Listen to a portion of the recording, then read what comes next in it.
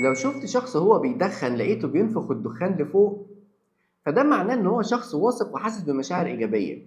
اما لو لقيته بينفخ الدخان لتحت، فده يا اما بيخطط لحاجه او مزاجه مش كويس. النهارده هتعرف ازاي سيجاره واحده تقدر تعرفك الحاله بتاعت الشخص اللي قدامك. يلا نبدا. معظم الناس بتبقى فاكره ان التدخين ليه علاقه بادمان النيكوتين، لكن الحقيقه ان التدخين مرتبط اكتر بالحاجه بتاعت الشخص ان هو يحس بالامان والطمانينه.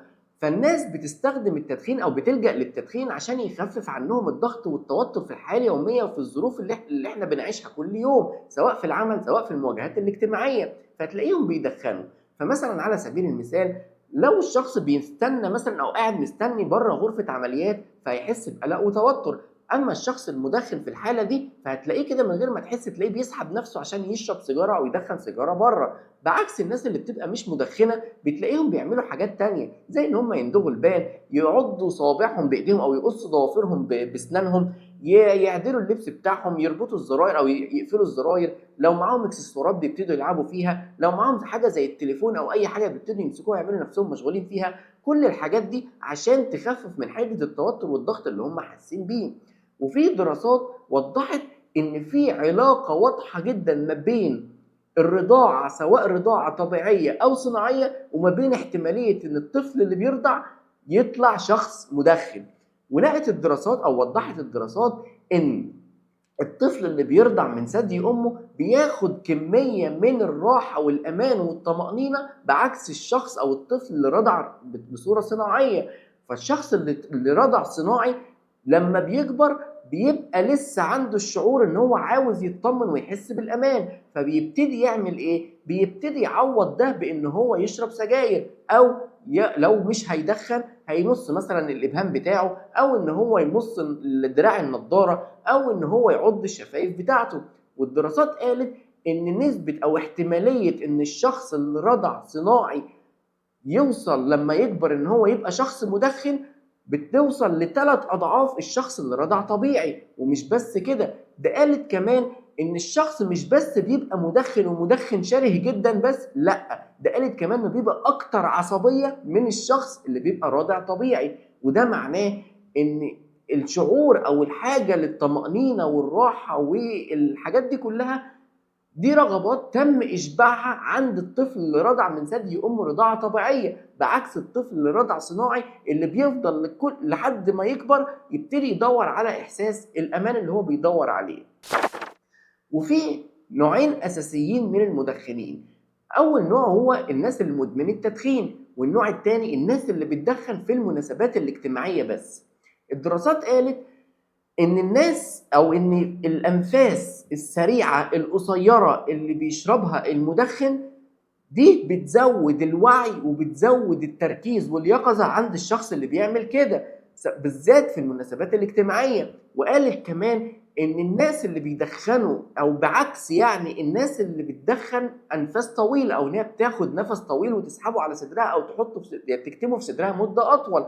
وقالت كمان ان الناس اللي بيدخنوا بيسحبوا كميه اكبر من النفس بتاع السيجاره جوه صدرهم بيميلوا ان هم يدخنوا لوحدهم، وبيبقى ده ناتج عن احساسهم بعدم الراحه، فعايزين ياخدوا نسبه النيكوتين اللي توصلهم ان هم يوصلوا للحاله الطبيعيه والهاديه. بعكس الناس اللي بتدخن في المناسبات الاجتماعيه فبتسحب انفاس صغيره وقصيره. والدراسات قالت ان 20% من السيجاره من ساعه ما بيتم اشعالها لحد ما بيتم طفيها الناس بتشربها، يعني الناس بتشرب 20% من السيجاره بس في المناسبات الاجتماعيه.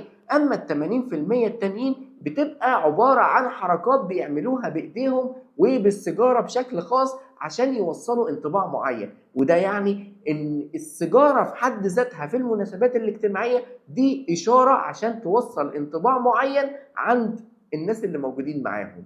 وفي دراسه عملها واحد اسمه اندي باروت من جامعه ايست لندن، ولقى ان الشخص لما بيبطل تدخين ده بيقلل نسبة الضغط بتاعته، نسبة الضغط بشكل عام عنده.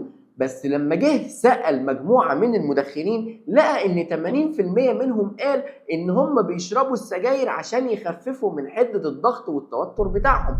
بس لما عمل الابحاث والدراسات بتاعته لقى ان المدخنين لما بيشربوا السيجارة برضو ضغطهم بيبقى اعلى من الناس اللي مش مدخنة. وقال كمان ان نسبة العصبية عند الناس اللي بتبقى مدخنة بتبقى كتير جدا، ولقى ان كلام الناس اللي هم بيقولوه ان التدخين بيخلي الضغط بتاعهم اقل او بيخليهم حالهم المزاجية تتظبط، لقى ان الكلام ده مش صحيح، ولكن لقى ان التدخين بالنسبة لهم هو انعكاس لحاجة بتاعتهم ان هم مش حاسين بالامان وبيدوروا على الشعور بالطمأنينة. ولقى كمان ان التدخين او الشخص اللي بيبقى مدخن بيبقى اصلا مش في حالته الطبيعيه لما بيبقى ما بيشربش سجاير، وده معناه ان الشخص المدخن عشان يكون طبيعي لازم تبقى دايما السيجاره مولعه في بقه، غير كده هيفضل حاسس بشعور عدم الامان وهيفضل حاسس ان في حاجه مش مظبوطه وضغطه مش متظبط. فهو الشخص المدخن اللي بيعمل كده في نفسه ضغطه هو في الحاله العاديه بتاعته لو هو ما بيدخنش بيبقى طبيعي جدا، لكن نسبه النيكوتين الزياده اللي بيبتدي ياخدها الجسم ويبتدي يدمن عليها هي دي اللي بتخليه يحس لما بيبطل او ما بيشربش سجاير يحس ان ضغطه مش مظبوط، فبيضطر ان هو يشرب السجاير عشان يرجع لحالته الطبيعيه تاني. وكمان قال اندي بارود ده برضو قال ان الضغط واعراض الانسحاب والضغط وعدم الانتظام بتاع الضغط بيبقى موجود في الاسابيع القليله الاولانيه لما الشخص يبتدي يبطل تدخين، ودي بتحصل بقى يعني العصبيه والكلام ده كله وارتفاع مستويات الضغط والمزاج السيء والكلام ده كله بيحصل في الاسابيع الاولى بس، لكن بعد الاسابيع دي ما بتعدي مستوى الضغط بتاعت الشخص لما بيبطل تدخين بتبتدي ترجع للمعدل الطبيعي بتاعها ويبتدي الجسم يتخلص من كل نسبه النيكوتين الزياده اللي كانت موجوده في الجسم. وقبل ما نكمل ونروح للنقطة اللي بعدها، لو المحتوى ده فادك ما تنساش تشترك في القناة، وكمان اكتب لي في الكومنتات ايه الاشارات اللي انت بتعملها لما بتبقى حاسس بتوتر. والناس اللي بتدخن بيبقى ليهم طقوس معينة كده في السيجارة اللي هم ماسكينها، فعلى سبيل المثال انا ما معيش سجاير طبعا بس يعني هنعتبر القلم ده سيجارة، بتلاقي الشخص اللي بيدخن بيعمل ايه؟ بيبتدي يطفي السيجارة بالمنظر ده او يخبط على السيجارة بالمنظر ده، او كمان ممكن يعملها بالمنظر ده كده، او كمان ممكن يبتدي يمسك السيجاره بالمنظر ده يحطها ما بين كف ايده او يدخلها جوه كف ايده ويبتدي يشرب السيجاره بالمنظر ده، وحاجات زي كده كتير. فالحركات دي ليها طقوس معينه وليها دلالات معينه خالص، ليها دلالات معينه تانية.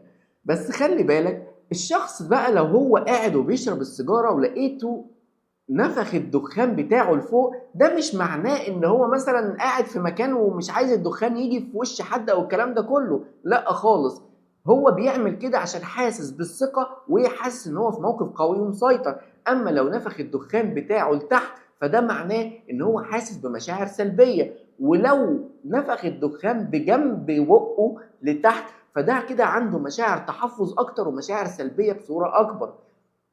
كمان لو خدت بالك في بعض الالعاب الناس بتلعبها مثلا لو سواء بوكر سواء شطرنج سواء طاوله ايا كان نوع الالعاب، في ناس بتعمل الحركات دي او عشان تعرف هم بيفكروا في ايه ممكن تستغل الوضع ده، وضع السيجاره اللي هم ماسكينها او بينفخوها ازاي. فممكن تلاقي الشخص وهو بيلعب لعبه ابتدى يعني معظمهم عشان معظم الناس بتبقى عارفه الاساليب وبتاع فبيحاولوا يخبوا تعبيرات وشهم بس بتبان في السيجاره. يعني ممكن تلاقي الشخص وهو مثلا معاه شويه ورق مش مظبوطين او عايز او انت لعبت قدامه لعبه هو حس من ناحيتها براحه ومش عايز يبين لك، فتلاقي عمل نفسه وشه مكشر او ان هو متضايق خالص من اللعبه دي، بس في نفس الوقت ممكن تلاقيه راح مولع سيجاره وابتدى يشرب منها وينفخ الدخان بتاعه لفوق. فده معناه ان هو الشخص دوت واثق او متاكد من ان اللعبه اللي انت لعبتها هتخدمه. فالنصيحه ليك ان انت ما تعملش اللعبه اللي انت عملتها دي، لان ديت عكس اللي هو او هتخدم اللعب اللي هو عايزه. كمان السرعه اللي بينفخ بيها الشخص دخان السيجاره بتاعته، كل ما كانت سرعه نفخ الدخان اكبر كل ما كانت المشاعر اقوى. يعني لو بينفخ دخان السيجاره بتاعته بقوه جدا لفوق فده معناه الشعور القوي بالايجابيه والسيطره والقوه، ولو بينفخها بصوره اكبر لتحت سواء بتحت بقه او سواء تحت بجنب بقه فده معناه مشاعر سلبيه بصوره اكبر. وفي فرق ما بين مسكة الست للسيجارة ومسكة الراجل للسيجارة. فالستات لما بتيجي تمسك السيجارة بتمسكها بالطريقة دي بالمنظر ده كده، بتبتدي بتكشف المعصم بتاعها لقدام وبتبتدي تكشف مقدمة الجسم، لكن الراجل لما بيجي يمسك السيجارة بيمسكها في وضع قدامه بالمنظر ده، ولما بياخد نفس من السيجارة بيبتدي يحط ايديه بالسيجارة قدام صدره عشان يحمي مقدمة الجسم بتاعه. كمان في لو بتاخد بالك من بعض الافلام مثلا زي بيكي بلايندرز، المسلسل بتاع بيكي بلايندرز او حاجه زي كده، فهتلاقي معظم الناس او الشخص القائد بتاعهم بيبتدي هو بيدخن السيجاره، بيبتدي يدخنها يحط السيجاره في كف ايده من جوه ويبتدي ينفخها او يدخن منها بالمنظر ده. وده معناه ان هو بيفكر في حاجه معينه او عنده خطه معينه ومشاعر تحفظيه الى حد ما. اما النقطه اللي بعد كده، فلو انت قاعد مع شخص بيدخن في جلسه ولا حاجه، فانت هتعرف منين هو خد القرار او عايز ينهي المحادثه ولا لا.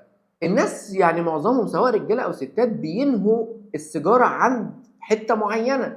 فلو لقيت الشخص اللي قدامك نهى السيجاره بدري او ابتدى يطفي السيجاره بدري عن المعتاد، فاعرف ان هو الشخص ده خد القرار بتاعه خلاص ان هو عايز ينهي المحادثه وعايز يمشي. وفي فرق طبعا بين الطريقه اللي بيطفي بيها الراجل السيجاره والطريقه اللي بتطفي بيها الست السيجاره. فالراجل لما بيجي يطفي السيجاره بيفعص السيجاره بالابهام بتاعه بقوه، بعكس الست اللي بتعمل كده بس بصوره اضعف بكتير عن الصوره بتاعت الراجل. فلو لقيت اي حد منهم سواء راجل او ست وانت بتتكلم معاه ولقيته ابتدى يطفي السيجاره بدري خالص عن الوضع العادي، فاعرف ان هو عايز ينهي المحادثه او ينهي الحوار معاك. فانت عشان تبقى تتجنب الاحراج، فانت يا تنهي انت المحادثه من عندك او تحاول تقنعه ان هو يقعد او ان انت تديله مميزات سواء في عرض او ايا كان الكلام اللي انت بتقوله. وكمان في المفاوضات الناس بتستخدم السجاير عشان ما يحسوش بضغط ان هم مطلوب منهم ان هم ياخدوا القرار، فيبتدوا يشربوا السجاير ويبتدوا ياخدوا النفس ببطء خالص وهم بيسمعوك او هم بيتكلموا معاك، بس كل ده هم بيفكروا في القرار اللي هم عايزين ياخدوه. فدي وسيلة بيستخدمها الشخص المدخن عشان ياخد وقت طويل اكتر عشان يبتدي ياخد القرار بتاعه. فلو انت بتتفاوض مع حد مدخن، فالافضل ليك ان انت تقعده في اوضه مكتوب فيها يافطه مكتوب عليها ممنوع التدخين، عشان تخليه ما يفكرش كتير في القرار اللي هو عايز ياخده وتبتدي تاخد منه اللي هو عايزه. كمان السيجار لو خدت بالك في الافلام والمسلسلات بتلاقي اللي بيستخدمه مثلا رجل اعمال، زعيم عصابه، ناس من اللي هم الناس التقال دول وحاجات زي كده. بس لو خدت بالك برضو ان تلاقيهم بيستخدموا السيجار في المناسبات، يعني عمل صفقة حلوة، عنده مولود جديد، او في حاجة معينة او خطة معينة جه بيعملها نجحت وحاجات زي كده.